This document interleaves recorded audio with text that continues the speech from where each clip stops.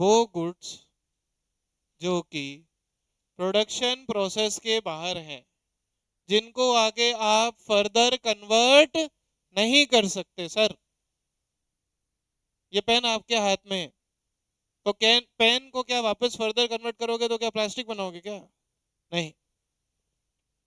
तो ऐसे गुड्स जिनको या तो आगे फर्दर कन्वर्ट नहीं कर सकते, वो फाइनल गुड्स है। और या फिर जो कि फाइनली कंज्यूमर परचेस करता है। कौन परचेस करता है बोलो? कंज्यूमर। बोलो आप पेन लेकर क्या मार्केट में, क्या स्टेशनरी पे क्या वापस पेन बेचते हो क्या? नहीं। वो फाइनल गुड्स होते हैं। सर कौन से गुड्स होते हैं बोलो? Final goods. ये बेसिक कंसेप्ट चल रहे हैं मैक्रो के। और दूसरा गुड्स जिसको आगे फर्दर कन्वर्ट कर सकते हैं। मिल्क लिया आपने मार्केट से, पनीर बनाया, फिर आपने पनीर बेचा। तो अगर आपने मिल्क लेकर के पी लिया होता तो वो फाइनल गुड्स होते हैं। लेकिन आपका काम ही यही है, आप दूध लाते हो, पनीर बनाते हो, पनीर बेचते हो आप, फिर आप दूध लाते हो, पनीर बेचते हो। तो आपके लिए वो रे सब, तो आपके लिए वो जो दूध है जिससे आप पनीर बनाकर बेच रहे हो, वो इंटरमीडिएट गुड्स है। कौन सा गुड्स है बोलो? इंटरमीडिएट। क्योंकि आपका काम है पनीर बेचना, तो आप दूध को आगे फर्दर प्रोसेस करके पनीर बनाकर बेच रहे हो। That is a intermediate goods. तेरे लिए रिपीट कर रहा हूँ जो एब्सेंट थे, और फिर बातें करी पागल जैसे। हाँ। तो इंटरमीडिएट गुड्स वो गुड्स जिनको आगे या तो फर्दर कन्वर्ट कर सकते हैं, और या फिर आगे प्रोड्यूस कर सकते हैं फर्दर हम। ऐसे गुड्स को हम कहते हैं इंटरमीडिएट गुड्स। क्या कहते हैं बोलो? Intermediate goods. एक तो ये पढ़ा है मैंने कल तक, ठीक है, उसके मैंने एग्जांपल लिखा है कॉपी में। और एक जो लोकल एब्सेंट है वो ध्यान सुन लेना, एक थियरी कल हमने पढ़ी थी। मैक्रो इकोनॉमिक्स के फादर रहे हैं जेएम कीन्स। कौन है बोलो? JM Keynes, John Maynard Keynes. जिस प्रकार से माइक्रो में कुछ लोग थे, अल्फ्रेड मार्शल, हमारे एच एच हुसैन, हिक्स वगैरह, यहाँ पर मैक्रो इकोनॉमिक्स में एक ही नाम आपको ध्यान रखना है पूरे 40 नंबर के लिए। क्या नाम है उसका? JM Hicks. जो आरबीएससी वाले जो ओपन बोर्ड है उनके भी 40 मार्क की माइक्रो इकोनॉमिक्स है, ध्यान रखना। सारे कॉन्सेप्ट सेम है। JM Keynes, that is the father of macro economics. और ये कहते हैं सर कि किसी भी देश की अगर नेशनल इनकम बढ़ती है, यहाँ पर पहली बात तो मैंने डे वन से क्लियर की थी, यहाँ इनकम एक इंडिविजुअल की नहीं होगी, यहाँ पूरे देश की नेशनल इनकम होगी। तो यहाँ पर जेएम कीन्स का मतलब है, अगर किसी भी कंट्री की नेशनल इनकम अगर बढ़ती है, क्या बढ़ती है बोलो? National income. सोचो आज अगर नेशनल इनकम बढ़ रही है, मतलब हर इंसान की इनकम भी बढ़ रही है। आज आपकी इनकम सबकी जोड़ोगे तो ही तो नेशनल इनकम आता है। तो national income is the income earn by all the person in a country या इन एन इकोनॉमी। तो अगर नेशनल इनकम बढ़ती है, तो इनकम बढ़ने की वजह से डिमांड क्या होती है? बढ़ती है। इसीलिए मैंने डे वन पे बेसिक्स में कहा था कि यहाँ पर डिमांड का पॉजिटिव स्लोप है, नेगेटिव नहीं है। क्योंकि यहाँ पर डिमांड का रिलेशनशिप सर हमको प्राइस से नहीं पढ़ना है, किसके साथ पढ़ना है? इनकम के साथ। और थ्योरी ऑफ इनकम यही कहती है सर, इनकम बढ़ने पे डिमांड बढ़ती है। अगर डिमांड बढ़ेगी तो जो सेलर है, जो सप्लाई कर रहा है, उसको आउटपुट की सप्लाई भी क्या करनी पड़ेगी बोलो? बढ़ानी पड़ेगी। और आउटपुट बढ़ाने के लिए उसको लोग, मतलब लेबर, मतलब एम्प्लॉयमेंट भी क्या करना पड़ेगा? बढ़ाना पड़ेगा सर। इसलिए जेएम कीन्स कहते हैं कि मैक्रो इकोनॉमिक्स कंटेक्स्ट में इनकम, आउटपुट और एम्प्लॉयमेंट तीनों एक साथ बढ़ते हैं। और इसका अगर हम रिवर्स सोचें, आज देश में कोविड आ जाए, नेशनल इनकम कम हो जाएगी। लॉकडाउन में कई स्कूल टीचर्स को, जो स्कूल में पढ़ाते थे पहले, उनको 30-40% सैलरी मिलती थी। मान लो किसी की तनख्वाह 10,000 तो 3,000 रुपये देता था स्कूल। उतने के उतने पैसे घर की बाई ले जाती है आज की तारीख में। मतलब teacher is equal two by हो गया था, स्पष्ट शब्दों में बोलूं तो इनकम कम हुई, इनकम कम तो डिमांड कम, डिमांड कम तो आउटपुट भी कम, और आउटपुट कम तो उसको बनाने के लिए लोग ज्यादा चाहिए। कम आउटपुट को बनाने के लिए लोग कम चाहिए या ज्यादा चाहिए? कम चाहिए। That means income, output, employment तीनों एक साथ बढ़ते हैं और तीनों एक साथ कम होते हैं। ये थियरी कल हमने पढ़ी थी, that is the theory of income by JM Keynes. तो एक तो वो एक पे लिख लेना जो लोग कल छुट्टे पे थे। ये कल तक का रिवीजन था पूरा। आज नया टॉपिक और लगभग बेसिक्स को आज हम खत्म कर लेंगे, ऐसी मेरी उम्मीद है। कल आप इस सबका टेस्ट देंगे। मैं 2 दिन पहले ही सब बोल चुका था, तो ज्यादा ही नहीं, 2 ढाई पेज पढ़ने में क्या टाइम लग रहा है, और अब तो 12th में। तो कल इस पूरे टॉपिक जहां तक मैं पढ़ाऊंगा वहां तक का टेस्ट होगा। तो लिखिए next topic, importance of macro economics. मैंने आपको मैक्रो इकोनॉमिक्स का मीनिंग भी लिखवा रखा है। वो इकोनॉमिक्स बताओ, मैक्रो इकोनॉमिक्स एक इंडिविजुअल की है या पूरे देश की है? पूरे देश की है। तो that economics which solves the problem, economic problem at the level of country as a whole, at the level of economy as a whole, is called as macroeconomics. Importance of, देखिए, importance of macroeconomics, importance of macroeconomics।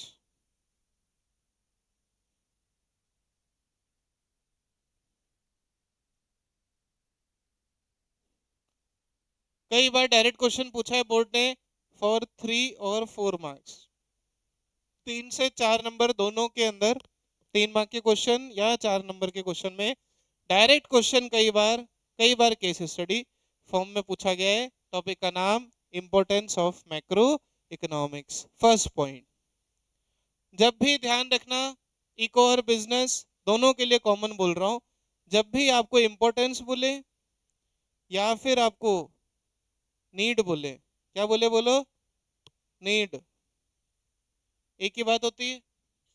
या फिर आपको, क्योंकि कई बार क्या होता है English के कारण स्टूडेंट क्वेश्चन समझ नहीं पाता है, मेरी आदत है मैं नोट्स में टॉपिक के अंदर सारे वर्ड लिखवा देता हूँ।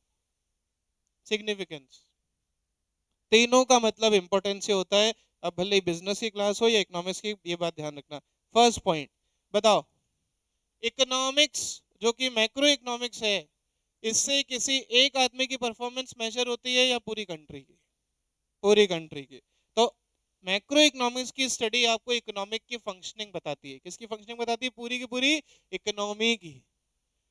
इसमें हम कोई प्रोड्यूसर बिहेवियर या कंज्यूमर बिहेवियर या कॉस्ट या रेवेन्यू नहीं पढ़ने वाले, हम ये पढ़ने वाले पूरी इकोनॉमी का फंक्शनिंग कैसे करनी है। तो बताओ ज्यादा इंपॉर्टेंट क्या हुई, माइक्रो इकोनॉमिक्स या मैक्रो इकोनॉमिक्स? माइक्रो। तो फर्स्ट पॉइंट लिखेंगे, functioning of,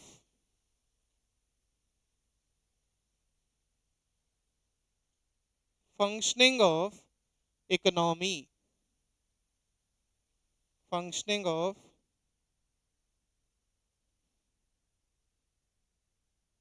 functioning of economy. Red on, it describes,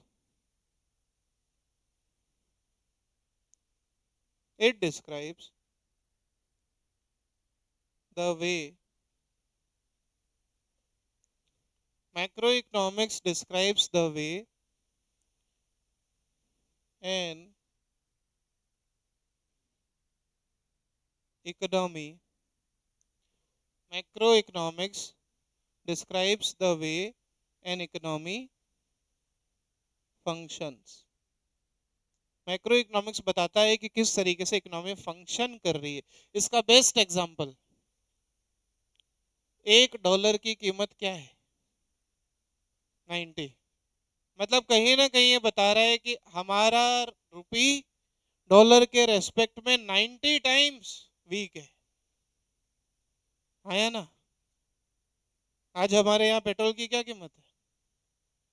105 plus, है ना, कुछ पैसे है। आपको पता है पाकिस्तान में लगभग लॉकडाउन कर दिया गया है जी, क्योंकि वहां पेट्रोल लगभग 400 रुपए से ऊपर जा चुका है litre.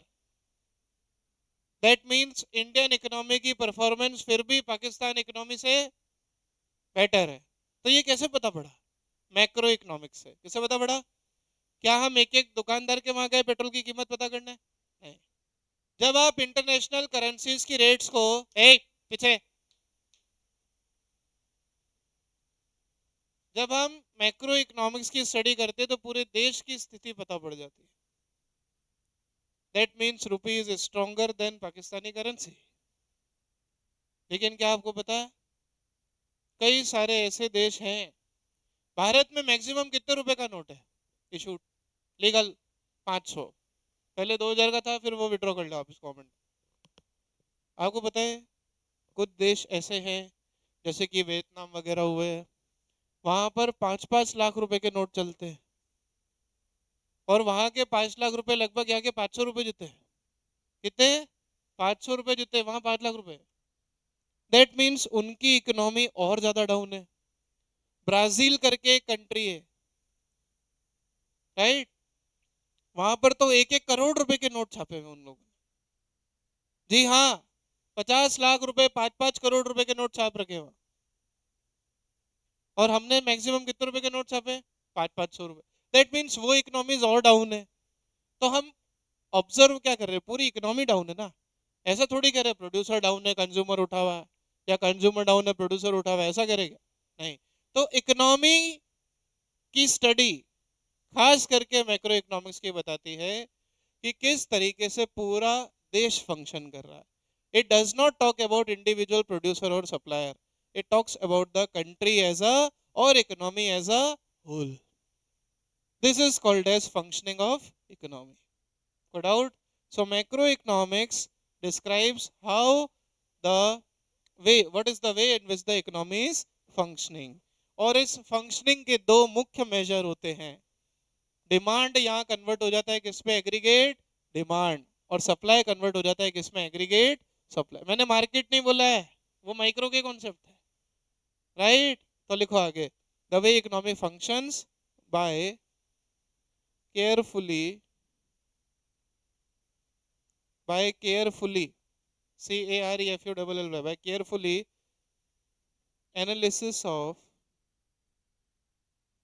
by carefully analysis of aggregate demand, by careful analysis of aggregate demand and aggregate supply। समझ में आया? तो मैक्रो इकोनॉमिक्स सबसे पहले हमको बताती है किस तरीके से पूरी इकोनॉमी फंक्शन कर रही है। बोलो इस पॉइंट में कोई डाउट किसी को? कोई problem? Second point, economic fluctuations. Economic FLUC fluctuations, TUATIONS, economic fluctuations.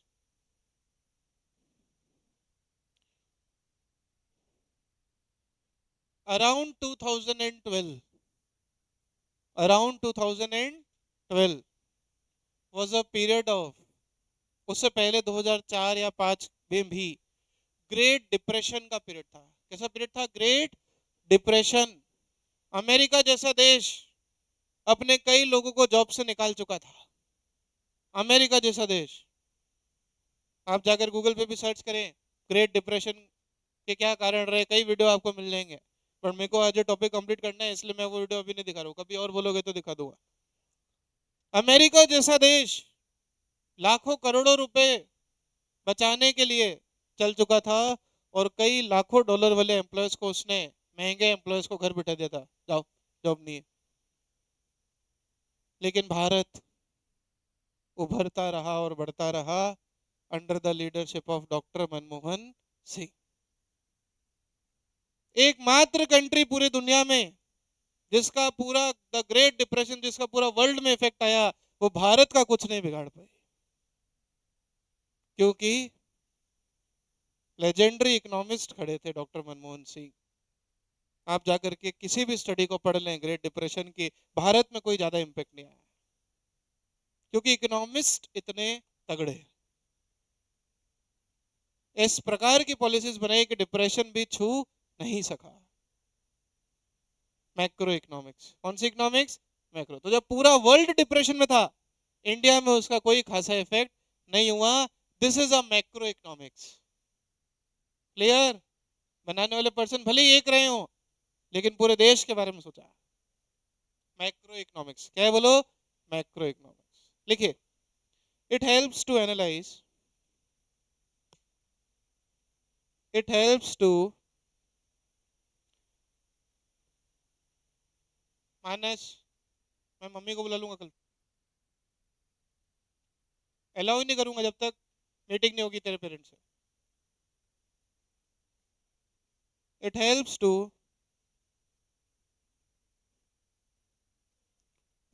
to analyze the causes of fluctuations.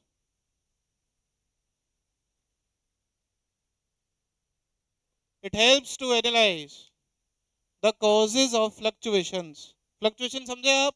Depression, अभी समझाया मैंने आपको, the great depression of the 2007-8, और फिर 2012 में फिर आया, और दोनों समय प्रधानमंत्री डॉक्टर मनमोहन सिंह.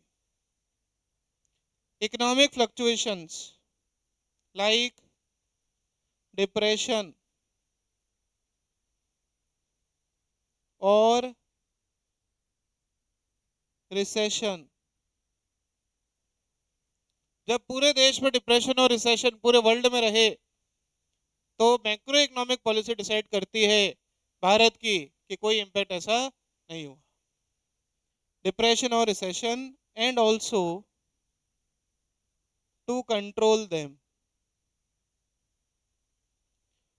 मतलब जब वर्ल्ड में डिप्रेशन था, तो मैक्रो इकोनॉमिक पॉलिसी जो कि डॉक्टर सिंह साहब ने बनाई, उससे देश में भी कोई इंपैक्ट इतना नहीं हुआ. देश के लिए बनाई. टू कंट्रोल देम मतलब डिप्रेशन और रिसेशन जब भी होगा उनको हम कंट्रोल कर सकते हैं by careful study of macro economics. बातें बढ़ रही, मैं सही कर रहा हूँ? कूट दूंगा. 11वीं में धमकाया, यहाँ सही में एक्शन होगा. ठीक है ना? देम और to solve these macro problems. इसको हम कहते हैं economic fluctuations. Third thing, importance number 3 is national income. ये टॉपिक इतना इंपॉर्टेंट है, इसके लिए मैं कई बार बोल चुका हूं कि 10 नंबर का तो सिर्फ यूनिट 1 इंडेक्स आपने लिखा है फर्स्ट क्लास में, दोनों का मैंने आपको इंडेक्स वेटेज सब लिखवाया था.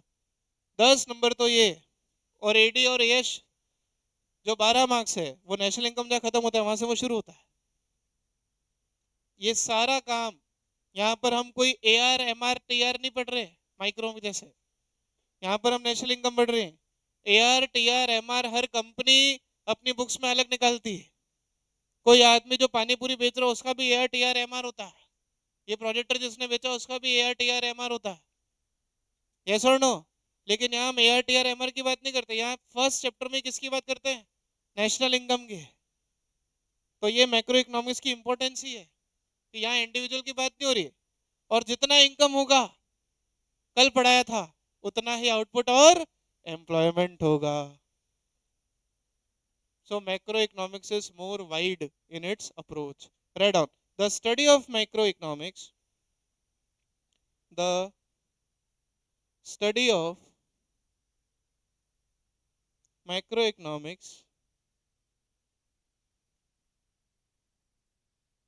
the study of macroeconomics has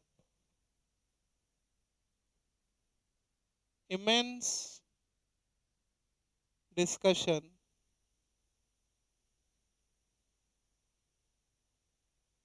the study of macroeconomics.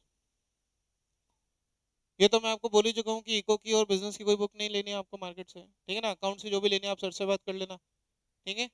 तो आप रजिस्ट्रेशन कराओ, आपको मुझे फर्स्ट बुक देनी है, मुझे आपको मैक्रो इकोनॉमिक्स की बुक इस महीने देनी है. ठीक है? तो once you are registered you will get the macro economics book. क्योंकि बेसिक्स तक तो ठीक है, फिर मुझे क्वेश्चंस करवाने पड़ेंगे बुक से, वो उसके बिना पॉसिबल नहीं हो पाएगा. ठीक है? The study of macro economics has immense discussion on measurement of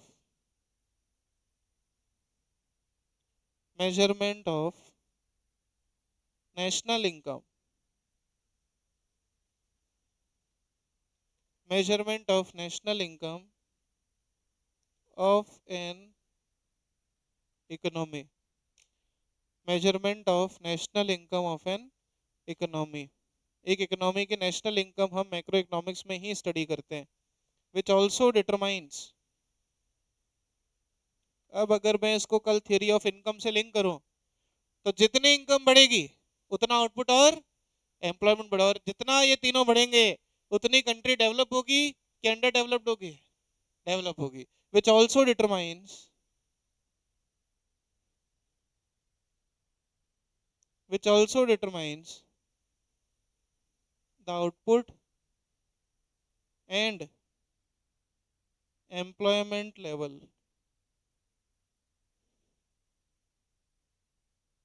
which also determines the output and employment level। इसलिए मैक्रो इकोनॉमिक्स इतनी इंपॉर्टेंट है। Fourth point, economic development.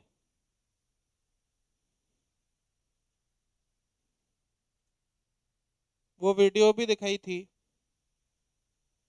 कि कैसे देश भिखारी होते हुए 1991 में फिफ्थ लार्जेस्ट इकोनॉमी बना। वो कौन सी पॉलिसी थी, माइक्रो या मैक्रो? क्या नाम था उस पॉलिसी का? एलपीजी सिलेंडर नहीं, लिबरलाइजेशन, प्राइवेटाइजेशन और globalisation, chapter 3 of Indian eco, right. तो जीरो से फिफ्थ लार्जेस्ट डेवलपमेंट हुआ कि नहीं हुआ? हाँ, 2014 तक हो गया था, तब भी फिफ्थ, आज भी फिफ्थ, है ना। तो लिखिए, these policies, these policies solves the massive problems like, आज हमारे देश की तीन चार प्रॉब्लम बोलो, बोलो फटाफट। बेरोजगारी, अरे बोलो ना, पॉल्यूशन, पॉवर्टी, रोड, रोड तो उदयपुर वाले पूछे ही ना, ढंग की रोड को ऐसा खोदते हैं, 2 महीने तक खोदते हैं, फिर वो रोड 2 महीने सही बनेगी, फिर तीसरे महीने वापस खुदाई चालू। मतलब उदयपुर में खुदाई तो रुक ही नहीं रही है। पिछले 10 साल 15 साल तो मेरे को हो गए देखते देखते, नई की नई रोड होगी फिर खोदना चालू, मेन रोड ही खोदना चालू। अरे भाई एक बार डाल दो जो अंदर डालना। सीवरेज का काम हुआ, आप सोचो, सीवरेज का काम आपकी कॉलोनियों में हुआ कि नहीं मुझे ध्यान नहीं है, बट मैक्सिमम जगह हो चुका है।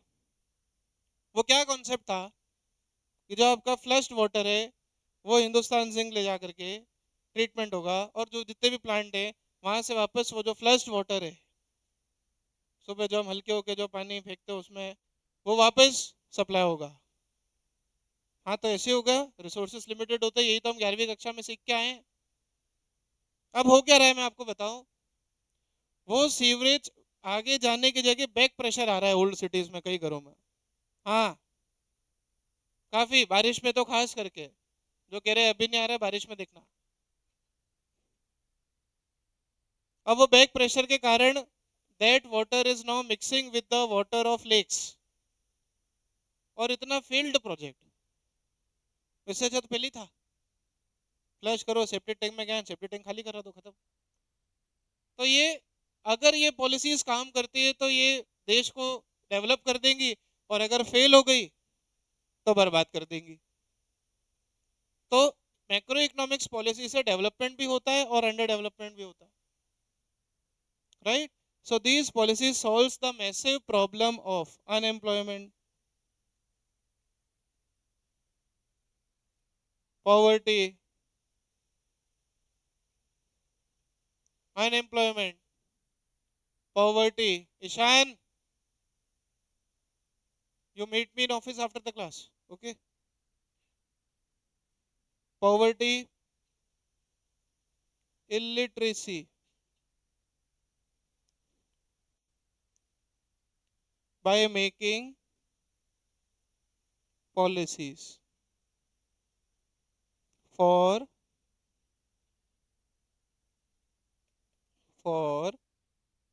entire economy. ठीक है, तो इससे डेवलपमेंट भी पता पड़ता है। बोलो यहाँ, बोलो यस और no. Next point, study of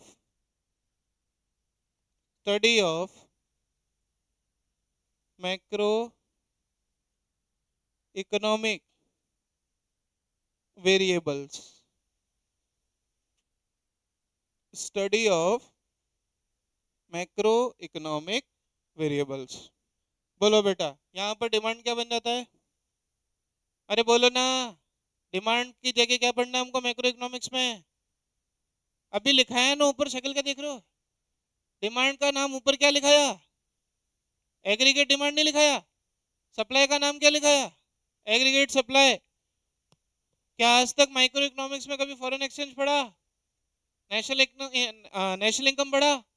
budget पढ़ा? नहीं। बीओपी पढ़ा? Balance of payment? नहीं। ये सब मैक्रो इकोनॉमिक वेरिएबल्स है।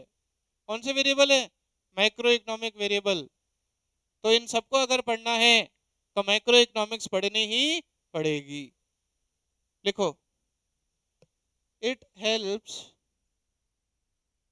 To understand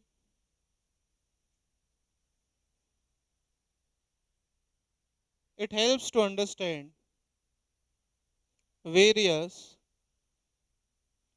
factors at the level of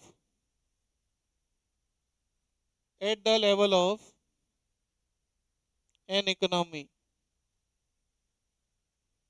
It helps to study various factors at the level of economy like AD। AD मतलब, अरे बोलो, AS, foreign exchange. Foreign exchange को हम short में क्या लिख सकते हैं? ये आप शॉर्ट फॉर्म यूज कर सकते हो, कोई दिक्कत नहीं है। या आप इको के बोर्ड के पेपर में भी शॉर्ट फॉर्म लिख सकते हो, कोई दिक्कत नहीं। AD, AS, forex. फॉरेक्स मतलब फॉरेन एक्सचेंज। बीओपी, बीओपी मतलब बैलेंस ऑफ पेमेंट्स। एक और प्रकार की सप्लाई हमको यहाँ पढ़नी है जिसको हम कहते हैं मनी सप्लाई। क्या कहते हैं बोलो? मनी सप्लाई क्या होता है? पूरे देश में कितनी मनी सप्लाई में है? कितनी मनी सप्लाई में मतलब कितनी मनी भारत के मार्केट में सर्कुलेट हो रही है? ये आरबीआई बताता है। कौन बताता है? आरबीआई। वो भी पढ़ेंगे हम मनी एंड बैंकिंग के अंदर। तो ये सारी चीजें हम मैक्रो इकोनॉमिक्स में पढ़ते हैं। आया ना? तो सोचो, मैक्रो इकोनॉमिक्स ज्यादा इंपॉर्टेंट है या माइक्रो इकोनॉमिक्स ज्यादा इंपॉर्टेंट है? मैक्रो। लेकिन मैक्रो को समझने के लिए क्या जरूरी था? माइक्रो। वो काम 11वीं कक्षा में हो चुका है। लास्ट टॉपिक फॉर टुडे, लिखिए, डिफरेंसेस बिटवीन। बोलो, कुछ बच्चे बता सकते हैं आगे का टॉपिक क्या है? डिफरेंसेस बिटवीन, बोलो, माइक्रो एंड मैक्रो इकोनॉमिक्स। 11वीं में लिखा था है? तो बताओ क्या लिखा था?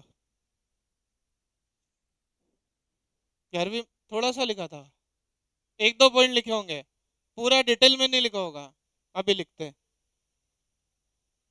राइट ऑन, टेबल बनाएंगे सब लोग जल्दी से। Make the table.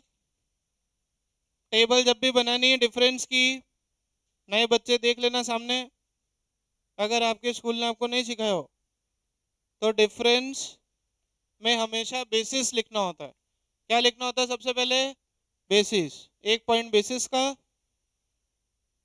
Micro economics और मैक्रो।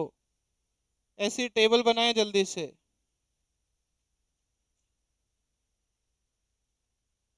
फर्स्ट पॉइंट, ये साथ के साथ आप लिखते जाना, क्योंकि डिफरेंस में ऐसा कोई नया कॉन्सेप्ट नहीं है, सब आपको आता है। बताओ, माइक्रो इकोनॉमिक्स किस लेवल पे प्रॉब्लम सॉल्व करती है? At the level of 11th class, at the level of individual और फर्म। आया ना? और macro economics solves the economic problem at the level of economy as a whole. लिखो जल्दी से, it studies the economic problem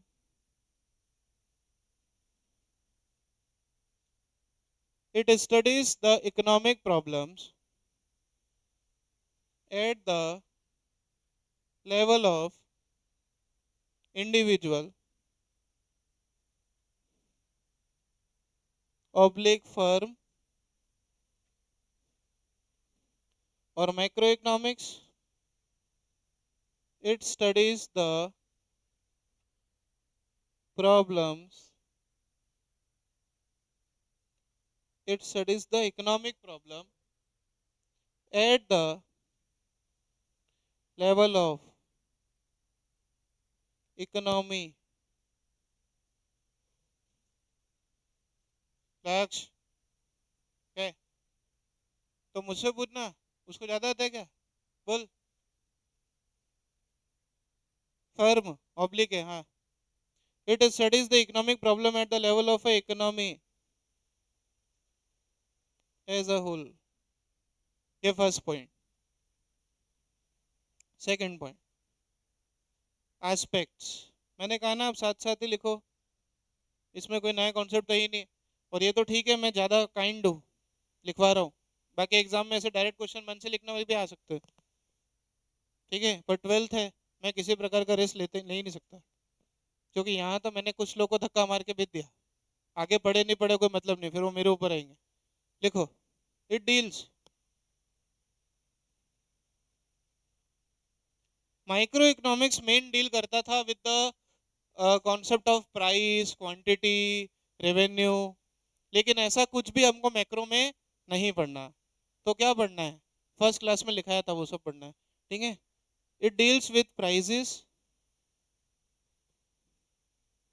quantity, demanded. Quantity demanded मतलब demand, and supplied. Quantity supplied मतलब क्या?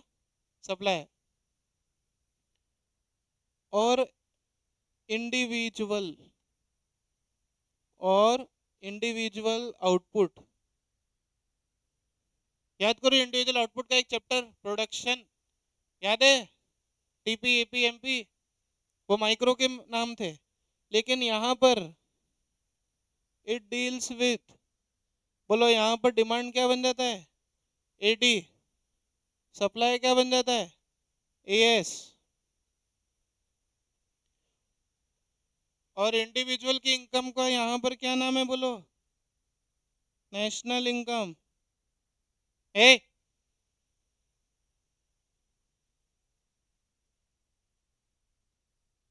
इधर इतना पास में बैठा है, अब क्या तेरे को स्क्रीन के पास चिपका दो बिल्कुल माथा? चुप रहे, बिल्कुल बिल्कुल चुप रहे। नहीं आ रहा है समझ में तो बाद में जिससे समझ में आ रहा है पढ़ लेना, या मेरे को डिस्टर्ब मत कर। इंडिविजुअल इनकम माइक्रो का कॉन्सेप्ट है, और नेशनल इनकम किसका कॉन्सेप्ट है? माइक्रो का। Third point,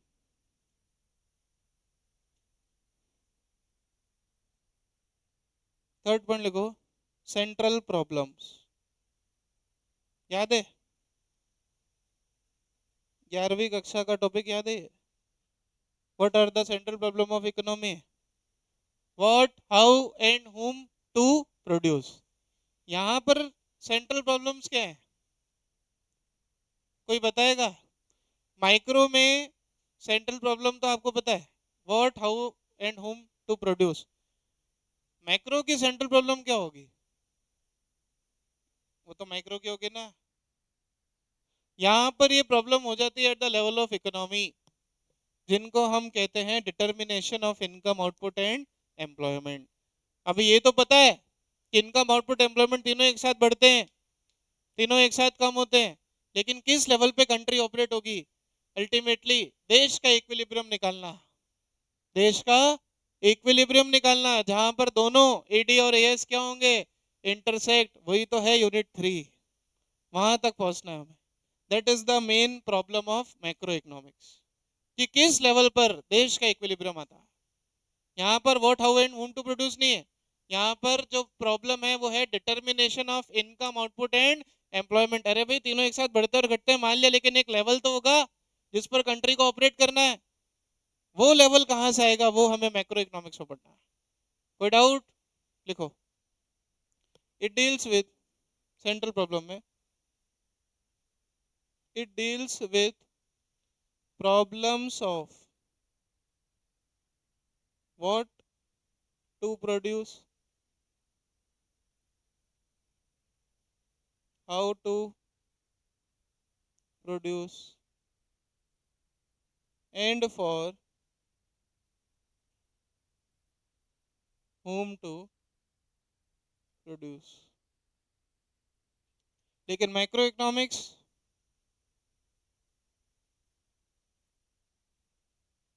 it deals with determination of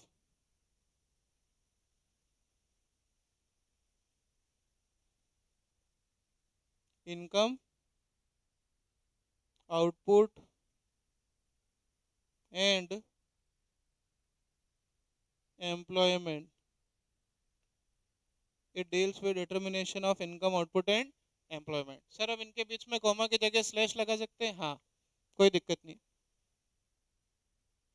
fourth, equilibrium.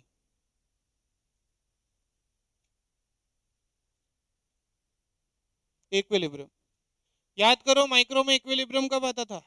कौन से चैप्टर में इक्विलिब्रियम आता था माइक्रो में? मार्केट में, जहाँ डिमांड और सप्लाई क्या होती थी, याद है? क्रॉस। फिर उसमें चार केस पड़े थे, demand increase, supply constant, supply increase, demand constant, है ना? 11वीं तो पास हो गए ना? हाँ। मैक्रो इकोनॉमिक्स में इक्विलिब्रियम कब आता है? जहां पर एडी और एएस क्या हो जाए आपस में, इंटरसेक्ट। वो कैसे होंगे वो आगे की बात है, लेकिन थ्योरी तो हम लिख ही सकते हैं ना। लिखो। इट अचीव्स इक्विलिब्रियम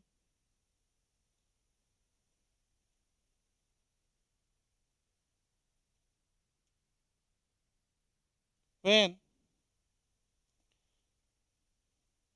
अच्छा डिमांड किसके पॉइंट से होती थी? कंज्यूमर।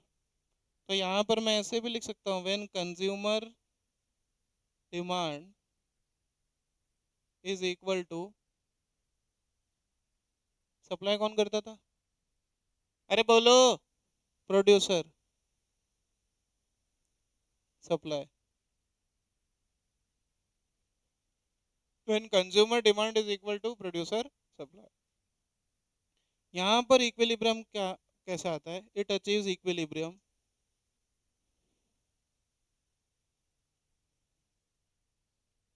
ये इक्विलिब्रियम कब अचीव करती है? When AD is equal to S for individual, for economy, for entire economy.